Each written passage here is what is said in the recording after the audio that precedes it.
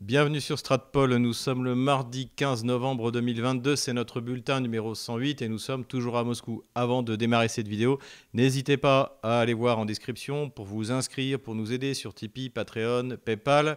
J'ai mis également en place sur Telegram un canal spécial donc, qui s'appelle le Stratpol Exclusif, sur lequel, moyennant souscription, vous recevrez le lien pour pouvoir assister aux conférences privées. La prochaine conférence privée aura lieu mercredi à 18 h, heure française. Donc, si vous êtes déjà sur Tipeee, sur Patreon et sur Paypal, ce n'est pas la peine d'y aller. Mais en revanche, si vous n'êtes pas encore inscrit et que vous voulez assister à ces réunions, eh bien, n'hésitez pas. Puis c'est aussi un moyen de soutenir notre chaîne en utilisant Telegram, qui est un système alternatif qui sera visiblement plus dur à censurer de la part du régime d'Emmanuel Macron, puisque d'ailleurs, on en avait déjà parlé, mais Madame Avia veut censurer Telegram également, comme ils ont censuré Odyssey, Rumble, etc. Vous pouvez également vous procurer le livre noir de la gauche française et Ukraine, pourquoi la France s'est trompée. Et comme je vous l'ai promis à chaque fois, nous allons vous présenter un nouveau moyen pour contourner la censure du régime d'Emmanuel Macron. Cette fois, c'est le navigateur Tor, qui est un peu dans le même genre que le navigateur Brave, qui vous permet, en entrant l'adresse du site sur lequel vous voulez aller, de contourner sans payer quoi que ce soit, sans payer un VPN, même si le VPN, ça reste quand même la solution la plus souple et la plus pratique. Eh bien, ça vous permet d'aller sur vos sites préférés, Russia Today France, et puis d'aller sur Rumble.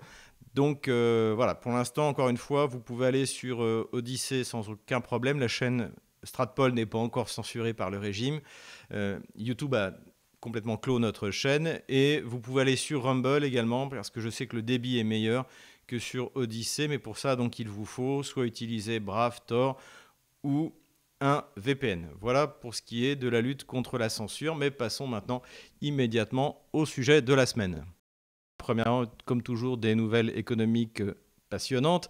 Je vais parler un petit peu des sanctions. Alors là, je voudrais vous recommander une vidéo, plutôt une série de vidéos, et notamment la dernière, qui est la 5e de la chaîne sur YouTube Trouble Fait. C'est vraiment un bon résumé de toute l'absurdité des sanctions qui ont été mises contre la Russie. Et dans sa dernière vidéo, justement, il montre la manière dont en fait les Occidentaux s'apprêtent à passer outre ces sanctions. Et on en a eu un nouvel exemple assez subtil de la part de Madame Janet Yellen, donc, qui est le secrétaire d'État aux finances du gouvernement américain. C'est un peu le Bruno Le Maire américaine. Alors en plus futé, j'espère. Et donc, cette dame a fait une déclaration assez étonnante, puisqu'elle a précisé que les tiers qui voulaient acheter du pétrole russe pourraient le faire sans respecter le cap qui a été placé essentiellement d'ailleurs par l'Union européenne, parce que pour l'instant les États-Unis hésitent énormément, c'est ce qu'explique la chaîne Trouble Fait, et que tout ce que leur demandaient en fait les Occidentaux, c'était de ne pas utiliser des transporteurs et des assurances occidentale. Donc, ce que fait en fait Madame Yellen, c'est qu'elle essaie d'éviter que ce cap qui a été mis sur le pétrole russe, qui doit être mis en place à partir du 5 décembre, mais qui à mon avis sera contourné d'une manière ou d'une autre, eh bien, ne provoque pas une catastrophe sur les marchés pétroliers qui évidemment se répercuteront quoi qu'il arrive sur les États-Unis.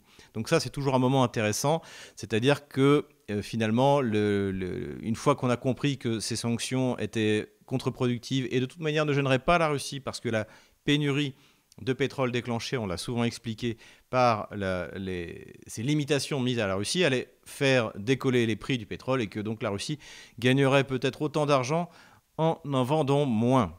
Espérons simplement pour les consommateurs européens que ce cap qui doit être encore une fois mis en place le 5 décembre ne le sera pas, sinon eh bien, nos concitoyens vont rapidement voir le résultat dans les prix à la pompe. Toujours dans le domaine des sanctions, l'Assemblée générale des Nations unies a voté une résolution pour que Kiev obtienne de Moscou des réparations suite au début de l'opération spéciale. Alors, l'Assemblée nationale des Nations unies ne prend pas de résolution contraignante, en fait. Ce sont des résolutions qui sont un peu comme le Conseil de l'Europe, c'est-à-dire c'est des recommandations, mais ça n'amène à rien. Pourquoi est-ce que les Occidentaux ont voulu obtenir ce vote, que d'ailleurs ils ont obtenu à moins de 100 voix? La plupart des pays se sont abstenus. et quelques pays amis, notamment la Chine, ont voté contre. Pourquoi est-ce qu'ils ont fait ça? Il y a deux raisons. Donc, bien sûr, c'est de la propagande, parce que dans les médias, on va vous dire l'ONU vote pour des réparations de la part de la Russie, mais tant que ce n'est pas le Conseil de sécurité, ça n'a réellement pas d'impact. Mais je pense qu'il y a aussi une autre volonté, c'est qu'aujourd'hui, l'Union européenne et les Occidentaux, mais surtout l'Union européenne, surtout Madame von der Leyen, veut voler les actifs russes qui ont été gelés. Pour l'instant, ces actifs russes, je les ai expliqués, sont gelés. Notamment en France, on a gelé 22 milliards d'obligations en fait, que la Russie a achetées au Trésor français. Et donc, on a cessé d'honorer notre dette. En fait, on est en défaut vis-à-vis de la Russie. Le problème, c'est que ça ne suffit pas et que ce que voudrait Yellen, c'est le voler et le donner à l'Ukraine. Donc l'idée pour Madame Yellen, qui a convoqué des juristes pour essayer de justifier ce braquage, en fait c'est du vol pur et simple. C'est maintenant, bon, au sein de l'Union européenne, qui est une espèce d'État, d'immense État socialiste, il n'y a plus de droit de propriété, plus de liberté de citoyen. C'est vraiment l'URSS, donc plus rien n'est étonnant. Pourquoi pas le faire à la Russie?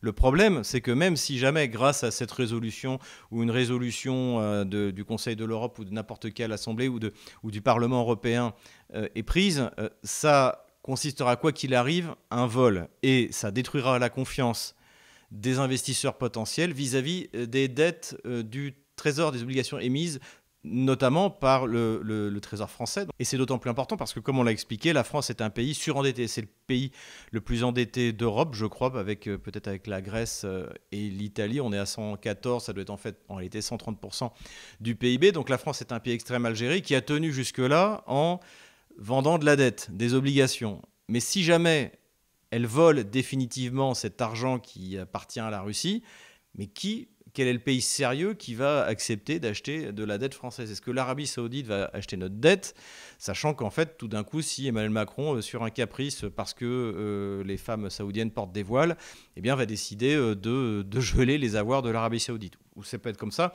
pour n'importe quel pays, grand pays riche, capable et suffisamment fou pour encore acheter de la dette socialiste française. Donc voilà où on en est. Ce qui est clair, c'est que cela représente un effort des Occidentaux pour essayer, encore une fois, de voler les 300 milliards de dollars qui appartiennent à la Russie et qui ont été gelés. En tout cas, ce qui est clair, c'est que ces gels ont déjà eu une bonne chose, c'est qu'ils sont en train de détruire l'euro. L'euro n'est plus une monnaie de réserve, ne le sera plus jamais. Et la question, c'est comment est-ce que cette histoire tragicomique, donc qui est l'histoire de l'euro, va se terminer. Voilà pour les questions économiques. Passons maintenant aux questions internationales. Il y a eu bien sûr la réunion du G20 qui a montré une fois de plus qu'il y avait d'un côté les pays occidentaux et de l'autre côté le reste du monde, notamment ces grands pays qui décollent économiquement, comme l'Indonésie, puisque le G20 avait lieu à Jakarta. Et d'ailleurs, le président indonésien, dans son adresse, a incité les pays occidentaux, leur a fait la morale de se comporter autrement avec la Russie. Donc j'ai trouvé ça pas mal, mais je n'irai pas plus loin sur ce sujet parce que demain, je vais tourner dans les studios de Russia Today France une émission spéciale du Grand Échiquier sur ce G20. Donc je m'arrête là pour mon bulletin sur cette question. Et nous arrivons aux questions militaires. Et évidemment, aujourd'hui où je tourne cette vidéo, donc encore une fois, nous sommes mardi 15 novembre, on a assisté à un nouveau bombardement massif. Des dizaines, plus de 40 missiles russes ont été tirés sur les infrastructures critiques, essentiellement électriques, de l'Ukraine. Vous savez, ces fameux missiles dont le colonel Goya nous expliquait mi-mars que la Russie n'en avait plus et dont je ne sais plus qui nous expliquait que la Russie est en train de piquer les micro-puces sur les machines à laver pour pouvoir faire voler ces missiles. Visiblement, en tout cas, ça a bien marché parce qu'une nouvelle salve s'est abattue et là, le système électrique ukrainien a encore atteint un point extrêmement critique, c'est les mots d'ailleurs qui sont utilisés par les autorités ukrainiennes, et ce qui va encore, et je le dis à chaque fois, alourdir le boulet ukrainien pour les Occidentaux. Bruno Le Maire voulait une guerre économique totale contre la Russie, et bien il l'a désormais. La France, l'Allemagne et l'Italie, dont les grands pays de l'Union européenne, puisque c'est toujours eux qui payent, vont être obligés de tenir à bout de bras ce qui reste d'Ukraine. Ça va provoquer, je pense, des centaines, voire des millions de réfugiés en plus en Europe. Donc effectivement, la guerre totale économique est déclarée et je pense que l'Union européenne est bien prête de la perdre. Alors, c'est des missiles, c'est des H-101, donc des missiles qui sont a priori portés par avion, qui sont tirés d'ailleurs du territoire russe. par des Tupolev 95 de mémoire. Donc ces missiles ne sont pas supersoniques, hein, ce sont des missiles subsoniques, c'est comme les Tomahawk, mais l'Ukraine ne dispose pas de moyens pour arrêter ça, et visiblement les missiles antiaériens Iris-T livrés par l'Allemagne, les Namzan américains livrés par les États-Unis se sont révélés complètement inefficaces. Donc là, mauvaise publicité. Si vous avez des actions, je ne sais plus qui fait Namzan, je ne sais plus si c'est Raytheon ou Lockheed Martin, je crois que c'est Raytheon, je vous conseille de les vendre parce que ça va être comme après la campagne contre la Serbie. Donc la DCA n'a pas fonctionné et même a provoqué des catastrophes puisque par exemple, on le voit sur ces images, et ce n'est pas la première fois, la DCA ukrainienne, donc, qui est en fait composé souvent de vieux matériels soviétiques qui ont été très mal entretenus, s'est abattu non pas sur le missile russe, mais sur un immeuble d'habitation. Donc en fait, le territoire ukrainien est totalement à la merci non seulement des missiles russes, mais également des drones suicides de Géranium, hein, on en a déjà parlé. Et cela montre en tout cas que la Russie continue les bombardements stratégiques, l'offensive stratégique, qui sont, je l'ai déjà dit, la préparation de l'offensive sur le terrain, qui pourrait avoir lieu en décembre, encore une fois, comme la contre-offensive contre l'Allemagne nazie à Moscou le 5 décembre 1941. Ces bombardements devraient continuer à inciter les Occidentaux à vouloir négocier, parce qu'on en avait déjà parlé dans notre dernière vidéo. On parle beaucoup, notamment dans la presse américaine, de négociations. Ça a été dans le Wall Street Journal, ça a été cette semaine dans Politico, ça a été dans le New York Times, où on a appris que le chef d'état-major de l'armée américaine conseille à Kiev de commencer les négociations. Et d'ailleurs, c'est ce même général qui avait annoncé que Kiev, pour l'instant, subissait des pertes à hauteur de 100 000 morts. Alors, il a dit la même chose au sujet de la Russie. Bon, pour la Russie, c'est complètement bidon, mais de toute manière, il ne peut pas dire 100 000 morts côté kievien et expliquer qu'en fait, du côté de la Russie, il y en a 10 000, c'est-à-dire 10 fois moins, ce qui doit être le cas. En tout cas, ce qui est impressionnant, c'est qu'il donne ce genre de chiffres catastrophiques, tout simplement pour la propagande ukrainienne, hein, qui prétend avoir 10 fois moins. Et aussi qu'il incite à négocier. Et également, dans la presse américaine, on évoque la possibilité d'un affrontement entre l'état-major américain, qui connaît la situation sur le terrain, qui connaît la situation catastrophique de l'armée ukrainienne, quelles que soient les dernières avancées concédées par les Russes la semaine dernière, et donc qui est parfaitement conscient de la situation et qui sait que l'armée ukrainienne va perdre, et que l'Ukraine va perdre cette guerre, que surtout les forces otano-kieviennes vont perdre cette guerre, et que ce sera l'humiliation pour l'OTAN. Et je pense que c'est aujourd'hui ce que veut éviter l'état-major américain, c'est-à-dire en se disant, de toute manière, Kiev maintenant a récupéré Kherson, on peut négocier. Et je pense même qu'une partie des élites américaines est prête à abandonner les terres conquises par la Russie, sauf peut-être Kherson, de faire du Dniepr une nouvelle frontière, et même d'abandonner la partie du Donbass, puisque les Américains ne sont pas stupides, et ils savent pertinemment que jamais la Russie ne cessera cette guerre tant que le Donbass n'aura pas été complètement libéré. Voilà ce que pensent les États-Unis. Alors, certains événements semblent aller dans ce sens, notamment il y a eu cette rencontre qui a été reconnue à la fois par le côté américain et par le côté russe, entre le conseiller de Joe Biden, Sullivan, et le chef des services secrets extérieurs, l'équivalent de DGSE en Russie, donc du SVR, M. Narychkin. Ils se sont rencontrés à Ankara et ont-ils dit officiellement pour éviter une escalade nucléaire, ça on l'avait bien compris, de toute manière. Comme contrairement à la diplomatie française, ce sont des professionnels, ils ne vont pas dire de quoi ils ont parlé, mais il est évident que Washington est venu avec une proposition. Et encore une fois, je pense que Washington serait prêt même à abandonner les territoires, la mer d'Azov, si jamais les Russes acceptaient de ne pas avancer jusqu'à Odessa. Et moi, je pense que les Russes iront jusqu'à Odessa, sinon il faudra remettre le couvert dans 5 ans. Voilà un peu ce que je pense. Voilà pourquoi on parle beaucoup de négociations.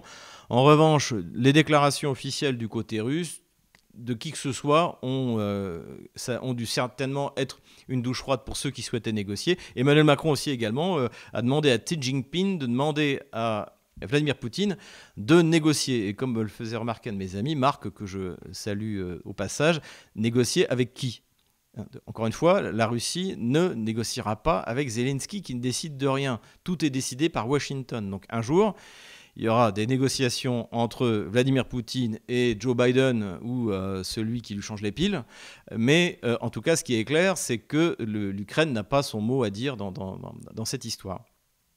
Voilà, même Borrell, le soi-disant ministre des Affaires étrangères de l'Union européenne, il paraît qu'on a quelque chose qui ressemble à ça au sein de l'Union européenne, a regretté de ne pas avoir rencontré Vladimir Poutine à Jakarta pendant le G20. Ce qui est intéressant aussi, c'est que juste après cette sortie, il a fallu à l'administration américaine expliquer que non, on n'essayait pas de contraindre Kiev à négocier.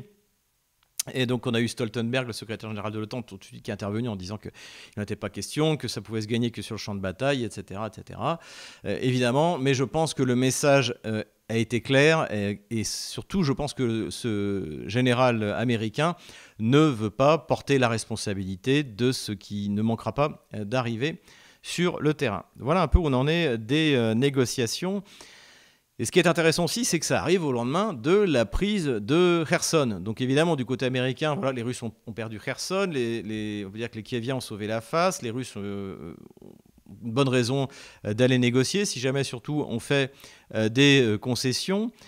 Et en revanche, il y a aussi une autre raison que j'ai dit, c'est que et le Pentagone, et je pense d'ailleurs le ministère de la Défense français, enfin en tout cas au niveau d'état-major, on est parfaitement au courant de l'état de l'armée ukrainienne et de l'avenir de cette guerre de l'OTAN contre la Russie.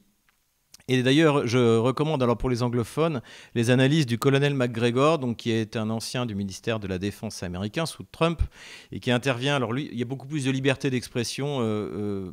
C'est pas idéal, mais par rapport à la France, c'est même pas comparable. En France, on a que Dourakovliev, Gamelin Goya et compagnie. Sur les grandes chaînes américaines, de temps en temps, eh bien, on a un Scott Ritter, on a un McGregor, notamment, bien sûr, sur Fox News, interviewé par l'excellent Tucker Carlson. Et là, il a donné une interview dans lequel, lui, il dit carrément que, de toute manière, Kherson, c'est la volonté de la Russie de récupérer des troupes.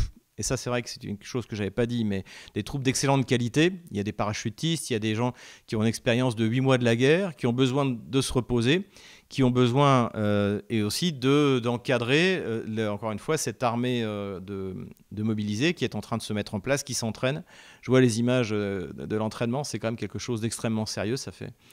Ça réveille des souvenirs, ça fait un peu rêver. Donc voilà, on va avoir une très belle armée d'au moins 500 000 hommes. Et donc il faudra avoir effectivement des troupes de choc dont feront partie ces unités qui ont été prélevées sur Kherson. Et donc pour McGregor, alors lui, il est beaucoup plus radical que moi, puisqu'il dit donc il dit aussi qu'il y aura une offensive en décembre. Mais pour lui, cette offensive, elle risque d'être définitive. C'est-à-dire que les Russes ont décidé de porter un coup qui forcera Kiev à se soumettre à sa volonté, à la volonté du Kremlin.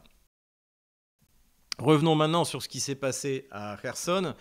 Donc j'avais émis pas quelques doutes. Moi j'étais persuadé que les Russes, une fois qu'ils l'avaient annoncé, allaient bien quitter la rive droite de Kherson, mais je me demandais pourquoi est-ce qu'ils l'avaient annoncé avant de le faire. Contrairement aux autres fois, quand ils ont abandonné le nord de Kharkov ou le nord de Kiev, ils l'ont d'abord fait avant de l'annoncer. Et en fait, je crois que j'ai eu la réponse, c'est que l'armée ukrainienne a révélé sa totale impotence vis-à-vis de Kherson. Donc déjà, pendant 15 jours, en fait, les Ukrainiens n'y croyaient pas. D'ailleurs, honnêtement, c'est ce qui faisait qu'aussi, moi j'avais tendance à pas y croire, c'est qu'en fait, en face, Zelensky, le chef d'état-major de l'armée ukrainienne, le porte-parole, le conseiller de Zelensky, Podolyak, etc., personne ne croyait, pensait que c'était un piège. Et donc, et je me disais, ça va prendre plusieurs jours à l'armée russe pour évacuer Kherson. En fait, ça lui a pris 24 heures. Et les Russes ont évacué, écoutez bien, 30 000 hommes, 5 000 véhicules, sans aucune perte. Les Ukrainiens ont tiré quelques HIMARS, comme d'habitude, qui ont la plupart été interceptés par l'excellente DCA russe. Ils ont été incapables d'infliger un seul revers lorsque l'armée russe a abandonné la rive droite du Dniepr. Ce qui prouve qu'en fait, ils n'étaient absolument pas capables de prendre Kherson. Ce qui est évident, c'est que Surovikin le savait, et c'est pour ça d'ailleurs qu'il s'est permis le luxe d'annoncer avant de le faire l'évacuation de l'armée russe. Et d'ailleurs, l'armée ukrainienne a été terrorisée pendant quasiment 48 heures et a très peu avancé sur le terrain, parce qu'en plus, chaque fois qu'elle avançait, elle se faisait détruire. Parce que malgré tout, les Russes ne sont pas si loin. Et avec les Lancet, avec sa supériorité en artillerie et en aviation, ils peuvent continuer à détruire dans la steppe, ce qu'ils font depuis le début, l'armée ukrainienne. Donc on a assisté à quelque chose d'assez incroyable, c'est-à-dire que au lieu de lancer une offensive immédiatement, donc, puisque soi-disant il y avait des troupes massées pour prendre Kherson, ils sont restés là et ils ont laissé une armée en retraite partir tranquillement. Je crois que là encore, les Ukrainiens à chaque fois nous épatent. Ils font des choses qui sont jamais vues dans l'histoire de la guerre. Donc ils ont d'abord envoyé quelques forces spéciales et puis finalement l'armée a fini par y rentrer. Il reste à Kherson une quarantaine de milliers de civils. L'essentiel est passé du côté russe pour être protégé, notamment les forces vives et puis ceux qui ont bien sûr collaboré avec l'administration russe et ceux qui ne veulent pas être mobilisés pour les opérations suicides permanentes de l'armée ukrainienne sur le front. Donc tous ces gens-là sont passés de l'autre côté. Et il reste des gens, il y en avait, hein, le référendum, je crois que ça va être quelque chose comme 88% ou 80%, bon, peu importe. Donc il y a des gens qui étaient encore pro-kieviens, très peu. D'ailleurs, on a vu, c'est pas du tout la libération de Paris, hein, contrairement à ce que certains ont dit. Et on a vu des scènes assez tristes qui ont été montrées d'ailleurs dans les médias occidentaux, mais là, évidemment, ça les choque pas.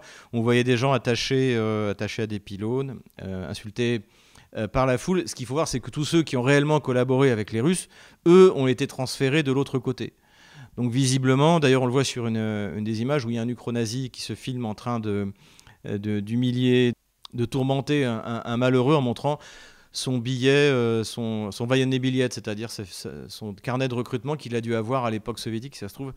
Parce que, en gros, ça n'a pas changé. Donc, visiblement, il s'acharne sur les malheureux qui, encore une fois, comme c'était le cas à Boutcha, ont eu le malheur un jour de faire un sourire à un soldat russe. Donc voilà, ça va être, de toute manière, il n'y a rien à attendre de la part des ukro-nazis. Mais ce qui est triste, c'est qu'en plus, ces gens-là, visiblement, qui sont restés, n'ont rien à se reprocher de ce point de vue-là, en tout cas de ce que leur reprochent les ukro-nazis. Voilà, c'est triste, mais en tout cas, ce que ça a montré, c'était l'impotence de l'armée ukrainienne. Et d'ailleurs, c'est quelque chose qui m'avait frappé, hein, y compris ces images qu'ils ont prises eux-mêmes. Ça ressemble davantage à des colonnes de gitans qu'à des colonnes militaires. Par exemple, vous voyez, cette colonne, ça date de début novembre. Donc déjà, on voit des véhicules absolument pas adaptés, donc nos fameux VAB, des Husky, donc des véhicules à roues très peu adaptés. D'ailleurs, il y a un DEVAB qui est déjà en panne, avant même de démarrer. Et puis là, on a vu également arriver vers Kherson, donc pareil, des pick-up, des colonnes extrêmement hétéroclites. Donc ça donne une idée, je pense, de l'état de l'armée ukrainienne. Et je pense que désormais, les techniques qui sont encore en état de fonctionner sont en train d'être transférées du côté du front de Kharkov ou du côté du front du Donbass ou de Zaporozhye. En tout cas, on verra. En tout cas, ce qu'on a vu est pas brillant et on comprend que les Washington poussent Kiev à négocier. Voilà pour la retraite de Kherson. En tout cas, ce que je retire de cet épisode, c'est que la Russie ne va pas négocier. Vladimir Poutine n'a pas mobilisé 300 000 hommes pour rester l'arme au pied et concéder que ces territoires, qui encore une fois sont russes, c'est-à-dire cette nouvelle Russie qui va d'Odessa à Kharkov, puissent être livrés à un régime kievien dirigé par l'OTAN avec la complicité de groupuscules ukro-nazis. Voilà où on en est par rapport à ça. Nous revoilà donc sur la carte militaire. Alors ça va être assez rapide parce que le front n'a pas beaucoup bougé. Donc on va commencer tout de suite par Kherson. Donc là, bien comme je l'avais annoncé, mais il ne faut pas être un grand génie pour trouver ça, bien, le front maintenant c'est le fleuve, donc le Dniepr. Ce qui est quand même, il y a un point intéressant tout de même. Les Kieviens ont tenté une intoxication comme quoi ils seraient déjà en train de percer, donc ils auraient franchi le pont d'Antonovka à cet endroit-là et ce serait déjà en train de combattre dans la localité de Lechki à cet endroit-là. Donc ça a été la fausse nouvelle qui a été répandue dans la soirée cette nuit et puis au petit matin, RIA Novosti a envoyé les images de Lechki et on voit que tout se passe bien. Donc voilà, les Ukrainiens n'ont pas franchi le Dniepr. Je pense qu'ils ne le franchiront pas parce qu'ils n'en ont pas les moyens, même si les Américains leur livrent les 40 barges blindées qu'ils leur ont proposées. La Russie a la totale supériorité aérienne.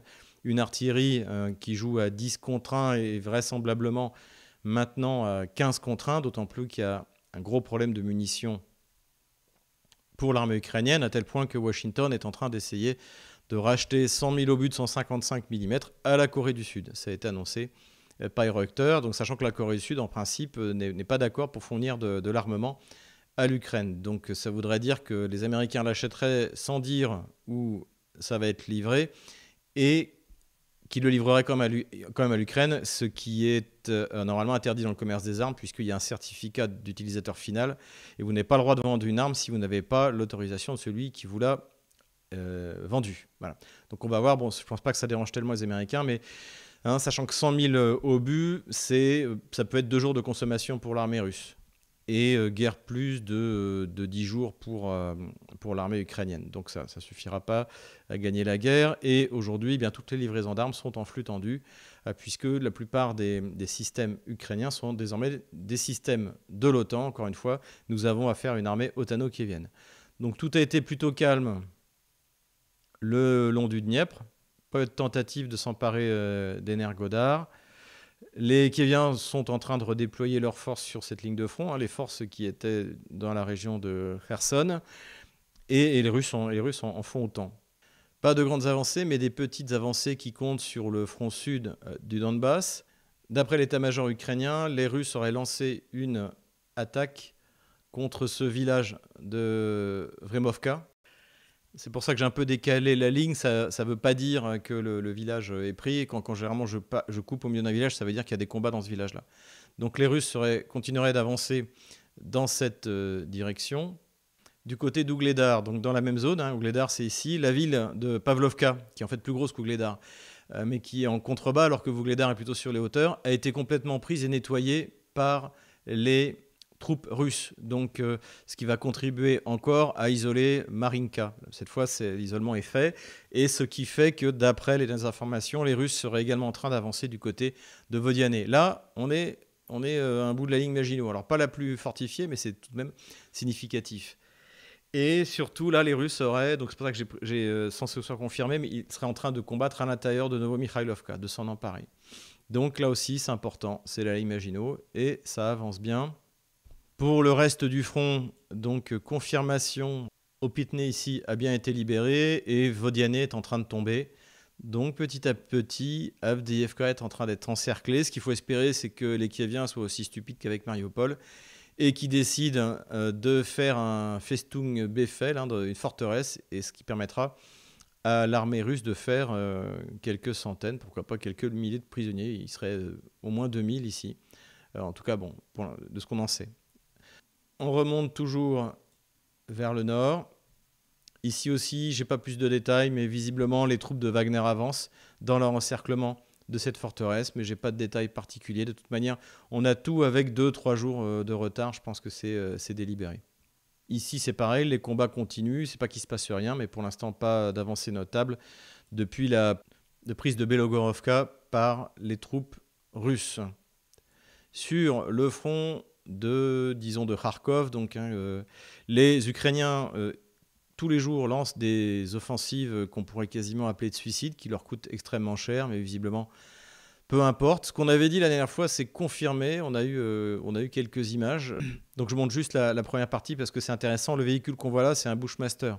C'est un véhicule australien qui est fait comme son nom l'indique pour manœuvrer dans le bush et pas pour faire la guerre dans la boue du Donbass. Donc c'est le genre d'opération qu'on a, ces véhicules sont jetés à découvert. En plus, je l'ai dit, la verdure a quasiment disparu des arbres, donc c'est extrêmement difficile. Et c'est des offensives qui coûtent très cher, très très cher.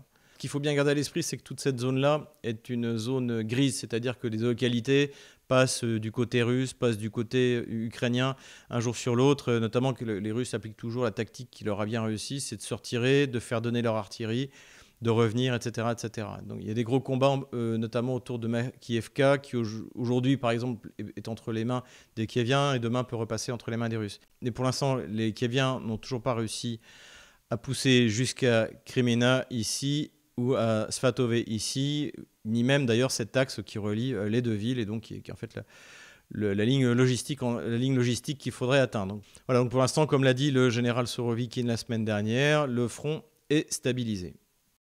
Voilà où on en est au 15 novembre 2022. Je supprime la ligne de front de la semaine dernière et voilà à quoi ressemble le front aujourd'hui.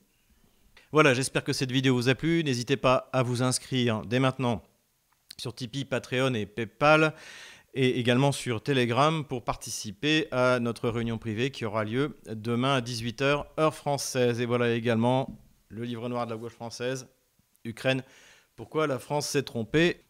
Et sinon, à la semaine prochaine pour le bulletin 109.